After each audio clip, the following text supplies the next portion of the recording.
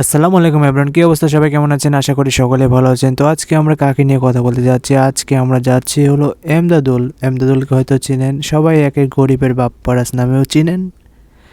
আসলে তিনি কি বাপ্পারাজ? আসলে তিনি তো বাপ্পারাজ না। বাপ্পারাজ নামের কিন্তু একজন আছে। বাপ্পারাজ হচ্ছে একটা নায়ক, এটা হয়তো সকলেই জানেন। ওটা নিয়ে হয়তো আপনারা অনেকে রোস্ট করেন বাপ্পারাজকে দিয়ে, কিন্তু আসলে এর নাম কি সত্যি বাপ্পারাজ? এর নাম হচ্ছে এমদাদুল। এত সুন্দর একটা নাম, তারপর আপনারা তাদের নাম নষ্ট করেন।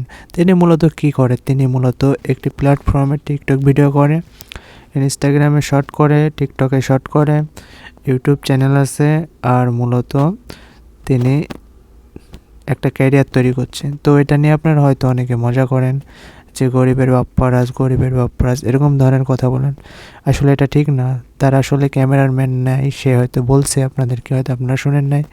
আসলে সাকসেসের আগে আপনার পাশে কেউই থাকে না, সেই জন্য তার ক্যামেরাম্যান নাই।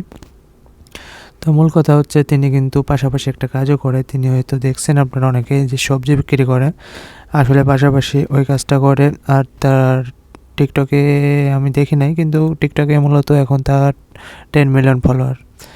তো আসলে কাউকে নিয়ে কখনো মজা করবেন না, গরিবের বাপ্পারাজ বলবেন না। কারণ অনেকে হয়তো ভিডিওতে দেখছেন আমার ভিডিওটা, অনেকে হয়তো কমেন্ট করবেন যে এমদাদুল্লাহকে কেমন লাগে আপনার। এমদাদুল্লার ভিডিও কিন্তু আমার অনেক ভালো লাগে। আমি এমদাদুল্লার ভিডিও আসলে প্রত্যেকটা দেখি। ইমোশনাল ভিডিও আসলে সে প্রথম থেকে কিন্তু এক ভিডিও করে আসছে। তিনি কিন্তু আলাদা ভিডিও এখন পর্যন্ত যায় নাই।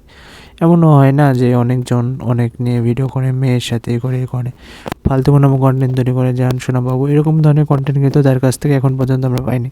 তাহলে তাকে আমরা খারাপ বলবো কী করতে? আসলে অনেক ভালো একজন কন্টেন্ট ক্রিয়েটর। আমি দোয়া করি যেন সামনে আরও ভালো কিছু করতে পারে।